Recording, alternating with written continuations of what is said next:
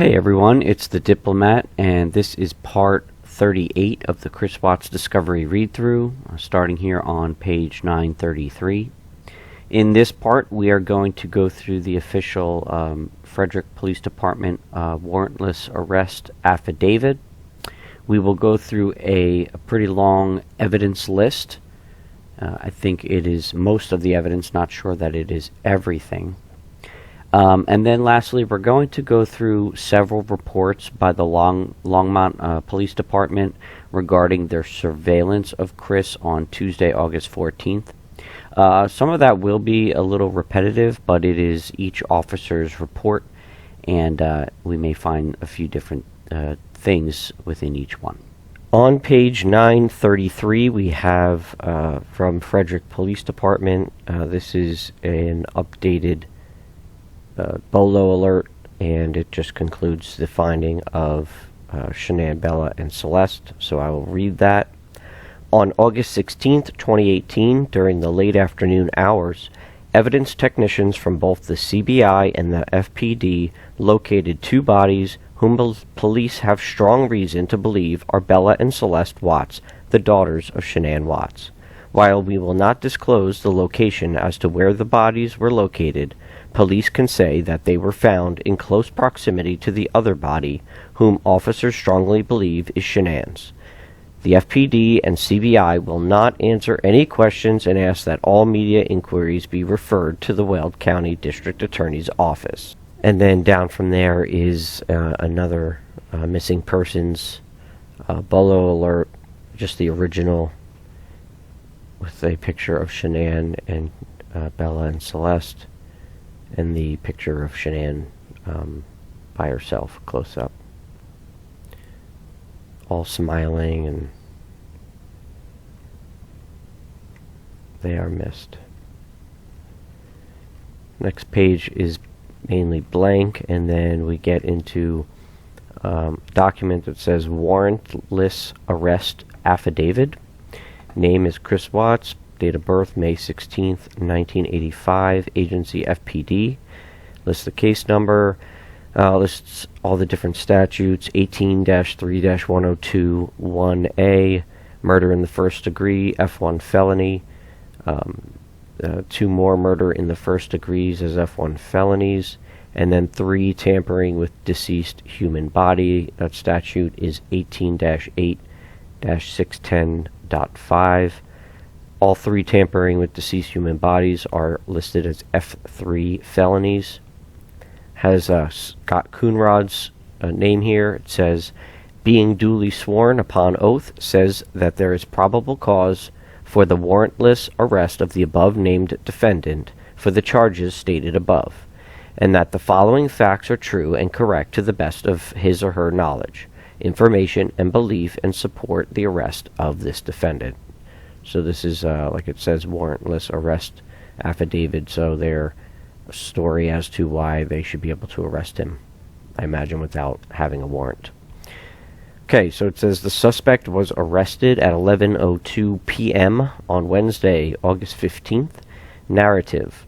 On August 13th at approximately 1:40 p.m., Officer Coonrod was dispatched to 2825 Saratoga Trail on a check well being call. The reporting party, Nicole, called about her friend Shanann Watts, January 10th, 1984, date of birth. Nicole stated she dropped Shanann off at her residence around 1:48 a.m. on August 13th after returning from a business trip that took place in Arizona. Nicole stated Shanann was 15 weeks pregnant and was not feeling well during the trip. Later that morning, Nicole became concerned because Shanann was not answering her phone calls or text messages and also missed her doctor appointment that was scheduled for 10 a.m. Nicole went to Shanann's residence and discovered her car in the garage with car seats positioned inside of it. Shanann and her husband, Christopher Watts, have 2 daughters, Celeste and Bella. Nicole attempted to enter the front door, but a latch prevented it from opening more than 3 inches. Nicole called Chris Watts and requested he come home to check on Shanann, as she believed Shanann may be suffering or passed out due to some medical conditions. Upon arrival, Officer Coonrod checked all windows and doors, including the rear slider door, and discovered all of them were locked with no way into the house. Officer Coonrod contacted Chris and asked for the code for the outside garage door keypad. Chris stated it didn't work, but that he was only 5 minutes away. When Chris arrived, Officer Coonrod entered the home with Chris's consent in an attempt to locate Shanann and their 2 children, but discovered they were not in the home. When questioned by Officer Coonrod, Chris said Shanann arrived home from her trip around 2 a.m. Chris said he woke up around 5 a.m. and began talking to Shanann about marital separation and informed her he wanted to initiate the separation. Chris stated it was a civil conversation and they were not arguing, but were emotional. Chris stated around 5:27 a.m. he backed his truck up to the garage door to load up tools and left for work, and that Shanann was in bed when he left. Note: a neighbor's video surveillance system recorded this event. Chris said Shanann told him she was going to a friend's house later that day with their 2 children, but didn't know the friend's name. Chris, who works for Anadarko, stated he went to a job site near Hudson to check on it. At Officer Coonrod's request, Detective Baumover responded to the scene and arrived at approximately 2:35 p.m. Upon arrival, Detective Baumover was briefed by Officer Coonrod and also learned Shanann's personal effects, including her cell phone, purse, wallet, and medication, were located in the house. Upon entering the residence, Detective Baumover observed Shanann's purse on a kitchen island and a suitcase located at the bottom of the stairs leading to upstairs bedrooms. A pair of women's shoes were located near the front door. Upstairs, Detective Baumover observed the bed in the master bedroom had been stripped of its bedding, which was lying on the floor. Officer Coonrod and Detective Baumover both checked the bedding for signs of foul play, but found nothing. In a loft area located between the bedrooms was Shanann's cell phone that Detective Baumover later learned was found between 2 cushions of a sofa located in the loft area. On scene, Detective Baumover asked Chris to walk me through the period of time when he last saw Shanann. Chris said Shanann arrived home from the airport at approximately 1:48 a.m. on August 13th. At approximately 4 a.m., he informed Shanann he wanted to go through with a separation and they were both upset and crying. Chris said Shanann told him she was going to a friend's house that day. Chris said at approximately 5:27 a.m., Chris backed his work truck into the driveway to load up tools and shortly thereafter drove off to a work site near Hudson. Neighbor Nate's home video surveillance shows Nicole's vehicle leaving at 1:48 a.m. At 5:27 a.m., Chris's truck is observed backing into the driveway and leaving a short time later. Chris provided consent to check Shanann's phone and ultimately surrendered it to allow Detective Baumover to examine it for information leading to Shanann's and daughter's whereabouts. Detective Baumover transported the phone to the Frederick Police Department, where it has remained since Detective Baumover collected it. A neighborhood canvass was conducted for several hours later that evening by patrol, and a check well-being BOLO was initiated through dispatch. On August 14th, at approximately 7 a.m., Detective Baumover learned neither Shanann nor the girls had returned to the residence. Detective Baumover requested an immediate press release be issued and initiated assistance from CBI and ultimately the FBI. A 2-day investigation revealed Chris was actively involved in an affair with a co-worker, which he denied in previous interviews and a subsequent polygraph. The polygraph also indicated Chris was very deceptive when answering questions regarding knowledge of Shanann's and girls' whereabouts and if he had anything to do with their disappearance. In a subsequent interview, Chris was confronted about his deceptive polygraph results and asked to speak with his father, who was present at the police department. Chris said he would tell the truth after speaking with his dad. After being allowed to speak with his father, Chris stated after he told Shanann he wanted a separation, he walked downstairs for a moment and then returned to his bedroom to speak with Shanann again.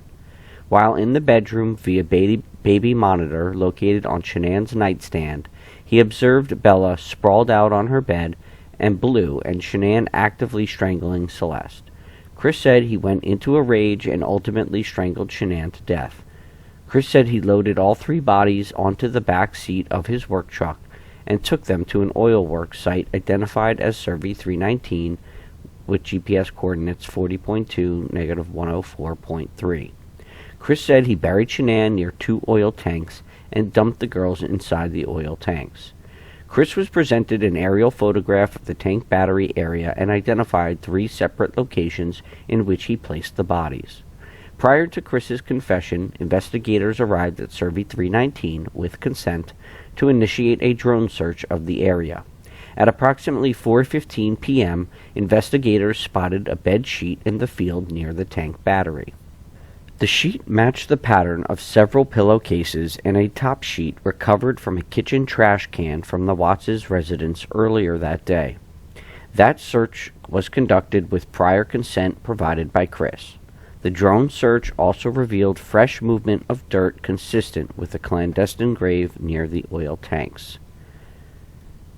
And then it has some form information that's not filled out.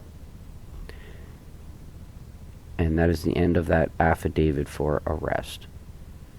Now the next number of pages to come, I think it's quite a bit, is listed as Frederick Police Department property items. This is all different items recovered. So we'll just go through them fairly quickly.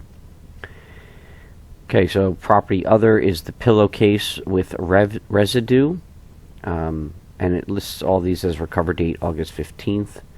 Item 2 are the pillowcases. Item 3 is the top bed sheet with residue. Item 4 is jewelry, precious metals, Apple Watch. Model number is 7000 series. Color green, style aluminum. Next is item 5, which is also Apple Watch, jewelry, precious metals, Apple Watch, Series 3. This is gold and pink, and style says LTE. Item number 6 is computer hard/soft MacBook Pro with electrical cord. This is Apple, color blue, style IM200K. Item number 7 is computer hard, I guess that means hardware software, iPad with pink Cabney Lee, in parentheses. Item number 7 is computer hardware software, is the iPad with pink, and then in quotes it says Cabney Lee, CABNEY, and then Lee, LEE. Brand hard case, model number A1822, color silver. Item number 8, computer hardware software, Echo from kitchen area, brand Amazon, color black. Size is full, so I guess it was one of the larger versions. Item number 9, computer hardware software, the N900 wireless dual band gigabit router, brand Netgear, color is black, model number WNDR 4500 V3. Item number 10, clothes and furs, leggings cover, clothes possibly last seen in. Brand is Maurice's -C, color black or pat /pat, PATT, patterned, I guess. Okay, next page, item number 11, other book, Hold Me Tight, hardback. This is the one that was found in the trash. Item number 12, property other, light blue nitrile glove, NITRIL. Item number 13, other, all bedding pillows from Bella's room. Item number 14, all bedding pillows from Celeste's room. Item number 15, corner master bedroom comforter. Next is also listed as item 15, all master bedroom bedding and pillows. And then it says also master bedroom men's clothing from the corner. Item number 18, other, clothes on master bed. Item number 19, other, all clothes in hamper in master bedroom. Item number 20, computer hardware software, and this is the baby monitor /2 cameras Brand is Summer, INF. Model number 28640. The color is white. So if you have any interest, you could look up that Summer baby monitor with the model number there is 28640. Item number 21, computer hardware software. This is the Dell laptop, in parentheses, Chris Watts work computer. Brand is Dell. Manufactured year 2018. It's black, and not much more information. Serial number. Item number 22, property computer hardware software. This is a black and red USB drive, and the brand is Cruzer, Cruzer. Item number 23, computer hardware software. This is another USB drive. This latest stuff, by the way, was recovered on August 16th, whereas everything else was the 15th. Item number 24, computer hardware software, a USB drive, Home Depot store, number 1548, brand PNY. Item 25 is a USB Home Depot, store number 10858. So I think these are USB drives of camera footage from Home Depot. Item 26, other, black plastic bag. Item 27, another black plastic bag. Item number 28, gray and white bed sheet. These now are backlisted as being recovered on August 15th, those few I just read. Item 29, a rake head. Item number 30, the rake handle. Item number 31, suspected hair from East oil tank. Item number 32, partial rake handle. Item number 33, clothes and furs. This is a white Minnie Mouse underwear from Celeste Watts at autopsy, color white. Item number 34, pink oil-soaked t-shirt from Celeste Watts at autopsy. These now were recovered on August 17th. Item number 35, face swabs from Celeste Watts at autopsy prior to cleaning. Item number 36, face swabs from Celeste Watts at autopsy after cleaning/removing oil. Item 37, anterior neck swabs from Celeste Watts at autopsy prior to cleaning. Item number 38, anterior neck swabs from Celeste Watts at autopsy after cleaning/removing oil. Item number 39, oral swabs from Celeste Watts at autopsy. Item number 40, vaginal swabs from Celeste Watts at autopsy. Item number 41, DNA card, Celeste Watts at autopsy. Item number 42, X-ray disc, Celeste Watts at autopsy. Item number 43, control swabs, Celeste Watts at autopsy. Item number 44, skin from left and right hands with fingernails from Celeste Watts at autopsy. Item number 45, pink pajama top with heart and butterfly design from Bella Watts at autopsy. Item number 46, oil-soaked underwear from Bella Watts at autopsy. Item number 47, face swabs from Bella Watts at autopsy after cleaning/removing oil. Item number 48, anterior neck swabs from Bella Watts at autopsy after cleaning/removing oil. Item 49, anterior neck swabs from Bella Watts at autopsy prior to removing oil. Item number 50, face swabs from Bella Watts at autopsy prior to cleaning oil. Item number 51, oral swabs from Bella Watts at autopsy. Item number 52, vaginal swabs from Bella Watts at autopsy.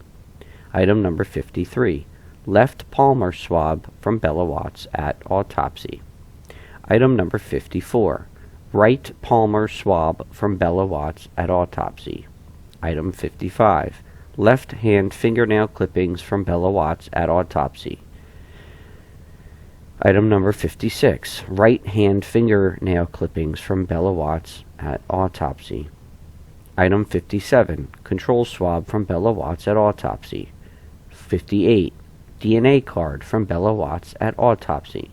Item 59, X-ray disc from Bella Watts at autopsy. Item number 60, blue thong type underwear from Shanann Watts at autopsy. Item number 61, purple and white cotton t-shirt with silver peace sign and heart design from Shanann Watts at autopsy. Item number 62, black bra from Shanann Watts at autopsy. Item number 63, white metal post nose ring with clear stone from Shanann Watts at autopsy. Item number 64, brown paper bag from Shanann Watts at autopsy, right hand. Item number 65, brown paper bag from Shanann Watts at autopsy, left hand. By the way, those two brown paper bags, in case you're not aware, is what they put on her hands to protect them, I think, for the purpose of the autopsy. Item number 66, coroner's body bag sheet from Shanann Watts at autopsy. Item number 67, fingernails from Shanann Watts at autopsy, right hand. Item number 68, fingernails from Shanann Watts at autopsy, left hand. Item number 69, palmar swab from Shanann Watts at autopsy, right hand. Item number 70, palmar swab from Shanann Watts at autopsy, left hand. Item number 71, face swabs from Shanann Watts at autopsy. Item number 72, anterior neck swabs from Shanann Watts at autopsy. Item number 73, control swabs from Shanann Watts at autopsy. Item number 74, X-ray disc from Shanann Watts at autopsy. Item number 75, DNA card from Shanann Watts at autopsy, submitted to CBI from morgue. Item number 76, fingerprints from Shanann Watts at autopsy. Item number 77, anterior neck swabs from Shanann Watts at autopsy, clean. Item number 78, fetus from Shanann Watts at autopsy, submitted to CBI from morgue. Rest in peace, Nico.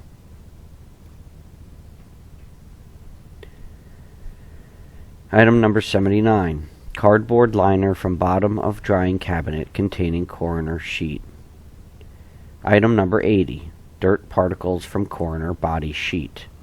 Item 81, cardboard liner from drying cabinet containing victim's clothing.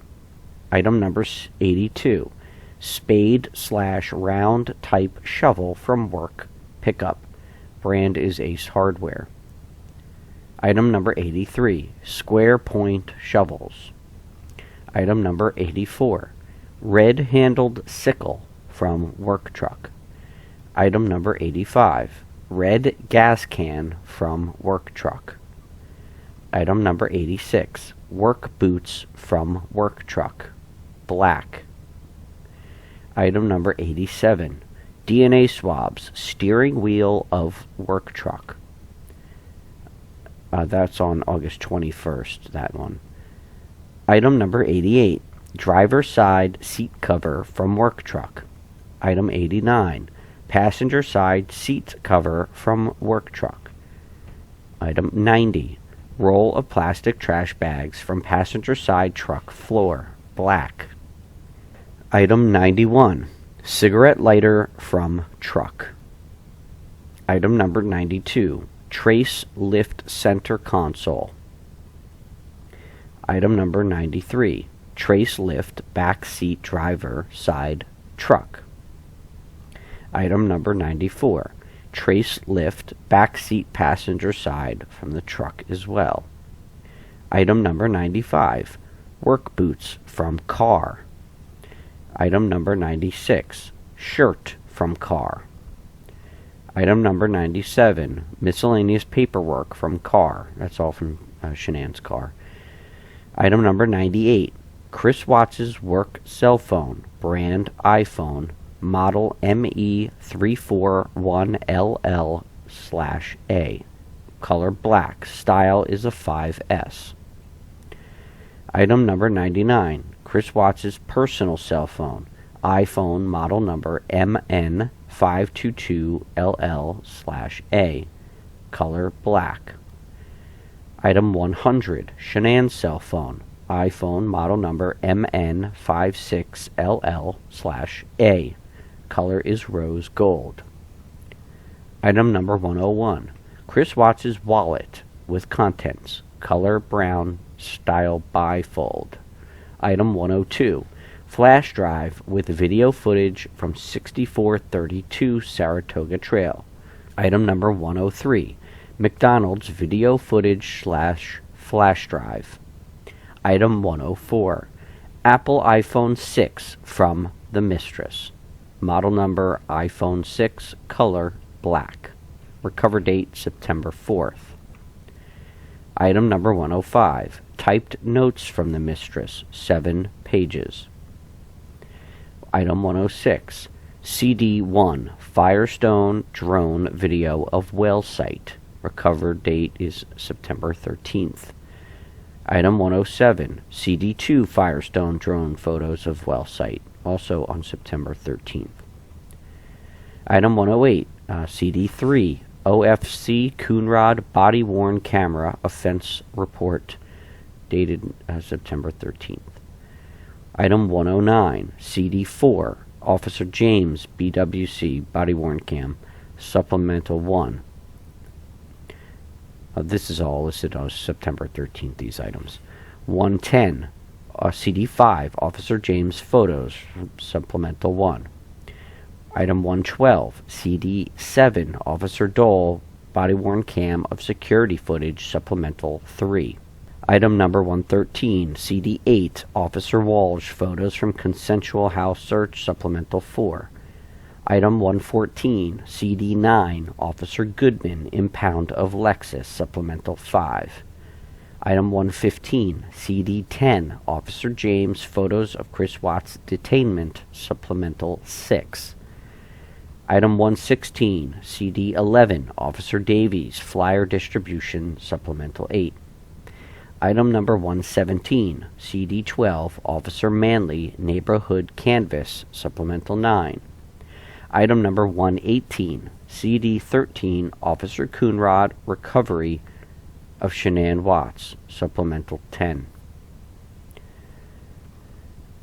Item 119, CD14 Officer Coonrod recovery of Bella Watts, supplemental 11. Item number 120, CD15 Officer Coonrod recovery of Celeste Watts, supplemental 13. It's really tough to know they have CDs of this stuff, video footage and such. It's just mind-blowing what these folks have to witness. Item 121, CD16 Officer Lines House Security, supplemental 13. Item number 123, CD18 Officer Lines Neighborhood Canvas, supplemental 13. Item number 124, CD19 CSO Scarlet Flyer Distribution, supplemental 18. Item 125, CD20 Officer Davies contact with defense team. Item 126, CD21 Officer Dole flyer distribution, supplemental 26. Item number 127, CD22 Sergeant Bakes search warrant, supplemental 27. Item number 128, CD23 Sergeant Banks consensual house search, supplemental 29. Item number 129, CD24 Officer Wall's warrant search photos, supplemental 34. And then the next page lists a number of it's a non-PDF file list, lists several attachments. We have scene photos.zip, Anadarko site scene photos.zip, thief hatch hair east tank Anadarko site.zip, AM and PM drone photos .zip, and vehicle photos.zip, along with one other just attachment.zip.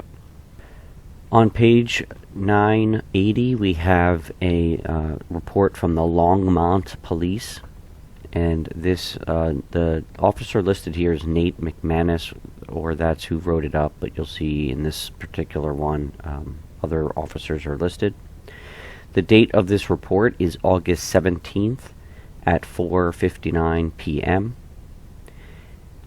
And summary narrative: on August 14th, that's the Tuesday, Longmont Police responded to a request for assistance by Frederick Police Department. On August 14th, 2018, at approximately 3 p.m., Detective Sergeant Harper, currently assigned to the Longmont Police Department Special Enforcement Unit, received a call from Sergeant Egan of the Frederick Police Department to assist with a missing person possible homicide investigation. Sergeant Egan advised that a female subject and her 2 children were reported missing from 2825 Saratoga Trail, Frederick, Colorado.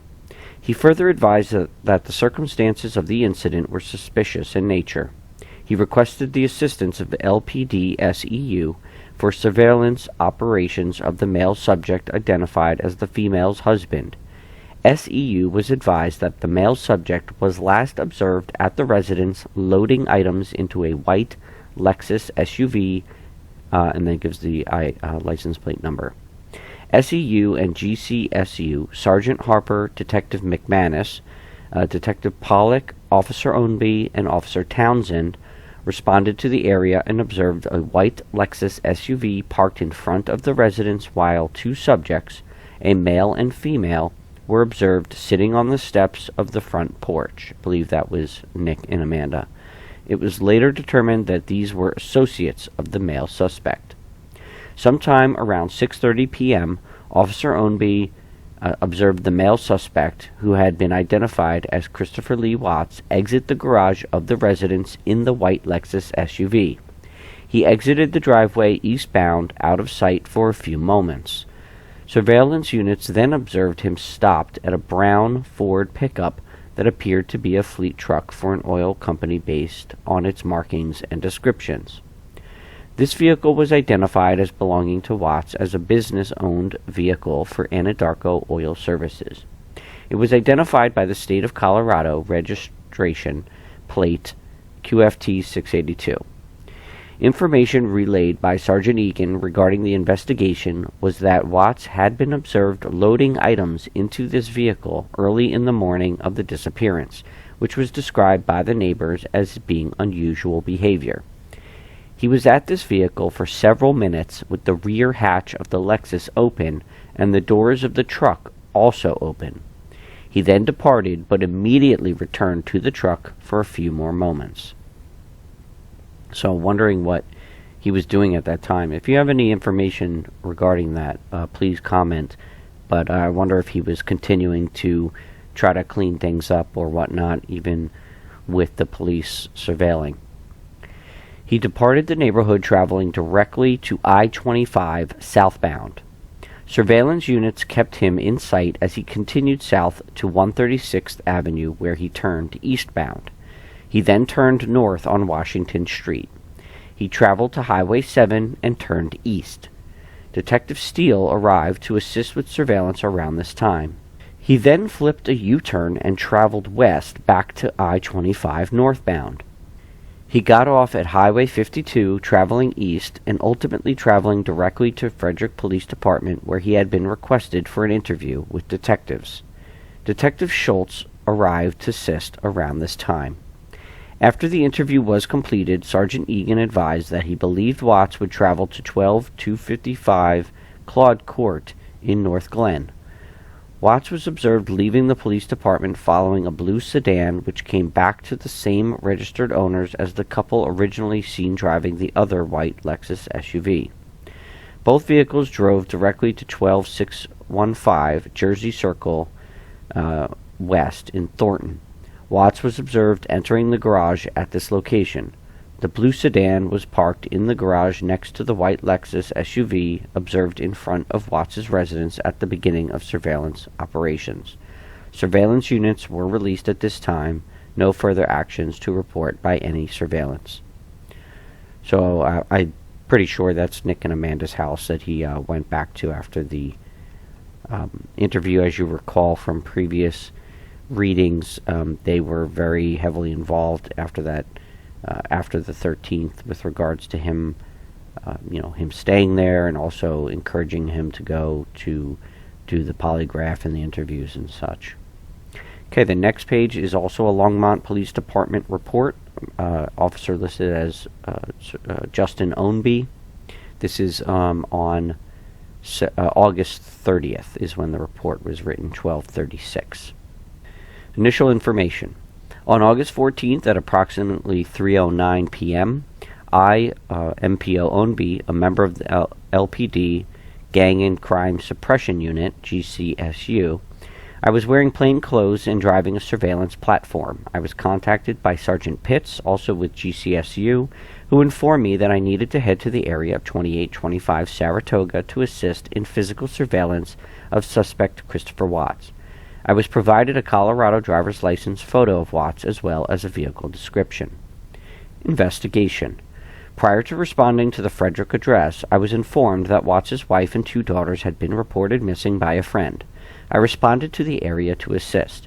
When I arrived in the area, I contacted Sergeant Harper with the LPD Special Enforcement Unit, SEU, and advised him of my arrival. Sergeant Harper requested I park my vehicle on Steeple Rock Drive so that I could see the front of Watts's residence. I parked my vehicle in the 6300 block of Steeple Rock Drive along the west curb line and facing south. The south end of Steeple Rock Drive ends at Saratoga Trail. I stayed at that location and watched the residence. After a heavy rainfall and wind, several garbage cans had blown and washed the south curb line of Saratoga Trail in front of Watts's residence. A short time later, I observed a male matching the description of Watts, wearing a light-colored shirt, take one of the garbage cans and walk it to a residence on the east side of Steeple Rock Drive, just north of his residence. After returning the garbage can, Watts returned to his residence and walked out of my view. A few moments later, I observed a white Lexus SUV backing down the driveway of Watts's residence. The Lexus SUV backed onto Saratoga Trail, then pulled forward and drove east out of my sight. Saratoga Trail to the east of Steeple Rock Place turns north, then back west, and ends at Steeple Rock Place. As I was waiting for the white Lexus SUV to come back into my sight, I was informed by Sergeant Harper the white Lexus SUV had stopped at Watts's work pickup truck. After approximately a few minutes at the work pickup truck, the white Lexus SUV drove east on Saratoga Trail and followed Saratoga Trail until it reached Steeple Rock Drive.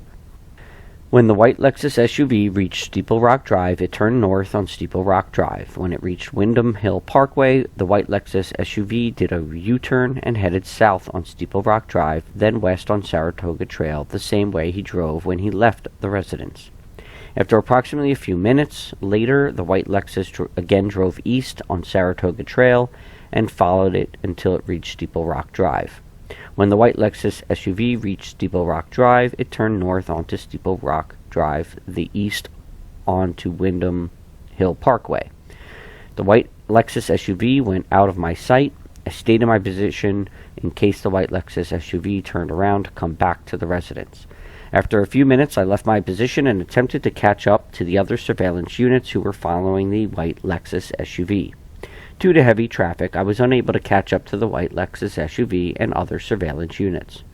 As I was attempting to catch up to the other surveillance units, we were informed Watts had agreed to come to the FPD for an interview.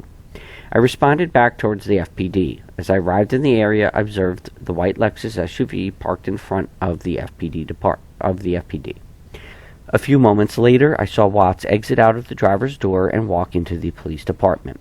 When the interview was complete, I saw Watts exit the police department and walk to a blue vehicle that was parked behind the white Lexus SUV. A few moments later, Watts walked back to his vehicle and drove away from the FPD, headed west on 5th Street. Watts appeared to be following the blue vehicle that was parked behind his at the FPD. Once Watts was out of my sight, he was immediately located by other surveillance units. Commander Egan with the FPD advised the surveillance units that Watts was likely headed to 12255 Claude Court. The surveillance units followed Watts to 12615 Jersey Circle. When it appeared that Watts was staying there, the surveillance units pulled out of the area and concluded surveillance. So, That's a similar report to the previous one. It's just a different officer and their specific perspectives of the situation. Okay, next is also Longmont Police Department. Report date is August 30th. This is going to be very similar as well. This is from Agent Harper, Sean Harper. Investigation. Commander Egan advised a female subject and her 2 children were reported missing from 2825 Saratoga Trail. He further advised that the circumstances of the incident were suspicious. Commander Egan requested the assistance of LPD SEU for surveillance operations of the male subject identified as the female's husband. SEU was advised that the male subject was last observed at the residence loading items into a white Lexus SUV. Members of SEU and the LPD Gang and Crime Suppression Unit responded to the area and observed a white Lexus SUV parked in front of the residence, while 2 subjects, a male and female, were observed sitting on the steps of the front porch. It was later determined that these were associates of the male suspect. At approximately 6:30 p.m., Officer Ownby observed the male suspect, who had been identified as Christopher Watts, exit the garage of the residence in the white Lexus SUV. He exited the driveway eastbound out of sight for a few moments. Surveillance units then observed him stopped at a brown Ford pickup that appeared to be a fleet truck for an oil company, Anadarko. This vehicle was identified as Watts' work truck bearing Colorado license plate QFT 682. Commander Egan informed me Watts had been observed loading items into this vehicle early in the morning on the day of the disappearance, which was described by the neighbors as being unusual behavior.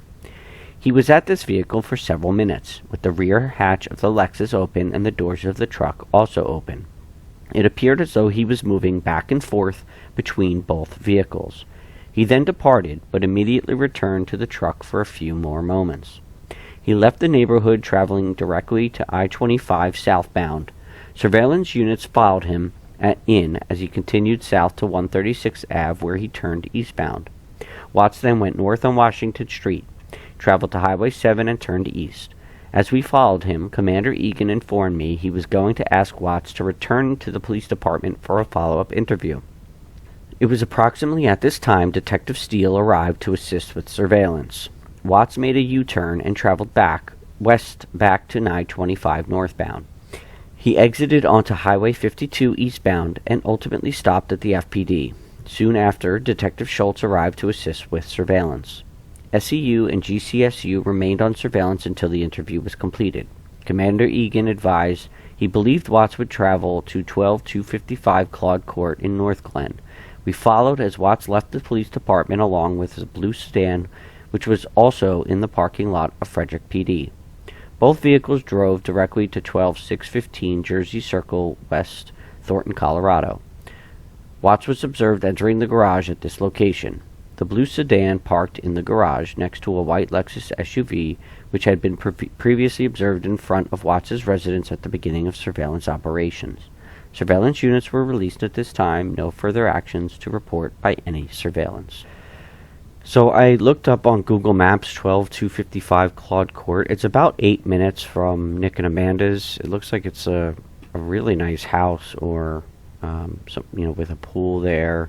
I don't know if it's part of a community, but if anyone has any information on what that address is, I would love to know. I'm not sure who lived there, but I also checked, and Nick and Amanda's house was about 20 minutes away from the Watts house. Okay, going on, we have the next Longmont Police Department report. This is Officer Stephen Schultz.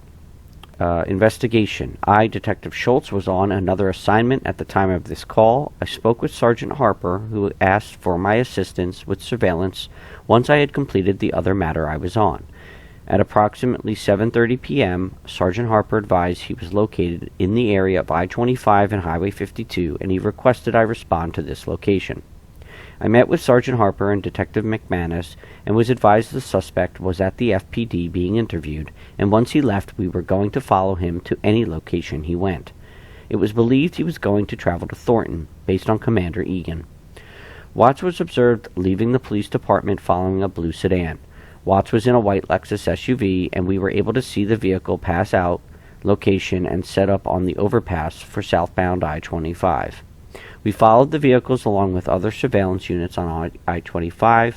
Both vehicles drove directly to Jersey Circle. Watts was observed entering the garage at this location. I was advised via radio, as I had not followed the vehicles into the neighborhood, that the blue sedan was parked in the garage next to the white Lexus SUV.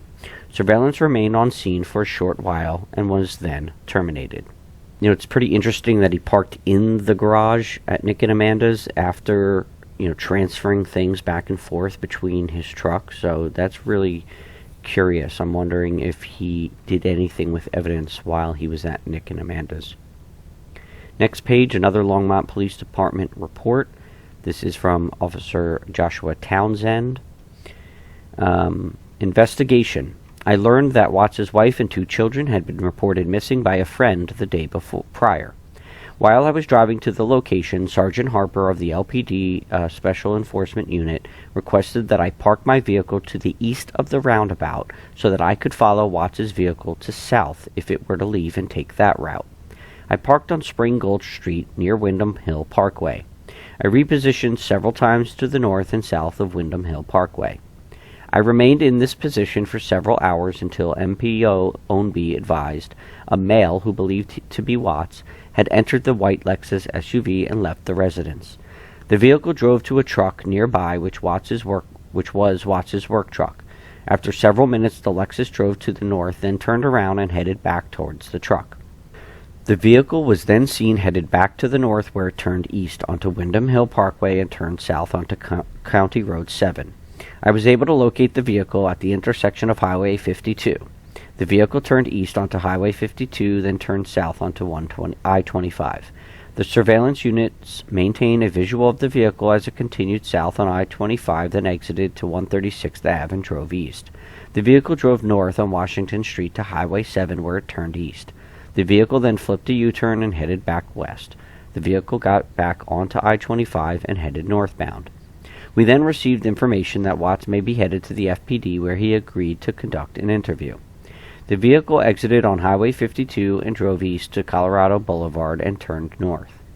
The vehicle then turned east onto 5th Street and parked in front of FPD, and continued east past the vehicle and was not able to see inside. We were then notified that Watts was inside and they were beginning the interview. After the interview was conducted, we were told that he may be headed to, again, this 12255 Claude Court. The surveillance units then followed Watts back to I-25, where he got onto the highway and was headed south. Sergeant Harper requested that I drive ahead to the address in North Glen and wait for his arrival. As the units continued to follow, it was determined that he was not coming to 12255 Claude Court. They followed him to Jersey Circle. He was seen entering the residence. A short time later, it was decided that Watts was likely at that address for the remainder of the night, so all surveillance units were released. For additional information, see other reports. So I guess he wasn't surveilled any further while he was at Nick and Amanda's. I guess I'm a little surprised to know that they were all released, because what if he pulled back out and went somewhere? I don't know. Okay, next Longmont Police Department report. This is from Jocelyn Placencia. This says information only. It's dated August 17th. It lists also Ivan Perez and Detective Baumover. On August 17th, 2018, at approximately 9:07 p.m., Longmont Police officers assisted an outside agency. Case is closed. Initial information. On August 17th at approximately 9:07 p.m., Officer Placencia was dispatched to the Longmont Police Department to assist Frederick Police officers Ivan Perez in booking some items into property and evidence. I contacted Officer Perez in the lobby of the police department, and he was holding a cardboard box with several paper bags inside. He advised he needed to use our drying closet for several items, and I escorted Officer Perez to the property and evidence room. I assisted Officer Perez in logging each item. He did not give details of the case, only stating it was for their recent missing persons case, which is Frederick case number 18-6743. First item he took out was a white sheet which has had a substantial amount of dirt on it. Officer Perez placed the dirty sheet in a separate bag. Officer Perez placed the dirt in the separate bag, and we draped the sheet in the drying closet. Also in the drying closet was the dirt, and a separate paper bag for the sheet. In the second drying closet, Officer Perez placed a black bra, purple and white shirt, and blue pair of underwear. Each item had an individual paper bag, and I recorded each item on a property and evidence sheet. The drying closet was locked and turned on. Officer Perez advised the person to contact about the items was Detective Balmover with the Frederick Police Department. No further action taken by this officer at this time. And there's, if you haven't seen it, there's actual video of that, if you are interested, somewhere on YouTube. Then this is just a property and evidence report regarding the previous, and this is Longmont Police Department. Evidence, drying locker, summons number Frederick PD, lists their case number, and then the outside agency lists the connecting case number. Officer Placencia, August 17th, 9:30. And it lists one white blanket with dirt and red substance, in parentheses blood. It lists one dirt from blanket. It lists the black bra, purple and white shirt, and blue underwear. This is a written form. Items are labeled per Frederick's case. Contact Detective Balmover and list a number. Next page is a form which is blank. It's just signed at the bottom. It says released to Coonrod. Maybe this is a follow-up form regarding that evidence. Oh yeah, this is for claiming ownership. Okay. August 20th. Items number 1 through 5 released to Scott Coonrod. So that's where we're going to end part 38, finishing page 992. And next we are going to get into Nms Lab Reports. Those are the toxicology reports. So some pretty interesting details. I guess the part of the autopsies, but again listed as toxicology reports. So I found it interesting in this one that Watts went back and forth between the truck and the Lexus SUV, despite being surveilled. I'm assuming he must have known he was being watched. Perhaps it was just to get some things he needed for overnight at Nick and Amanda's, but who knows. In any event, it certainly was an opportunity for him to do things, especially as he parked the SUV in Nick and Amanda's garage, and the police were no longer surveilling him after he went there. Certainly speculation, but certainly was an opportunity, right?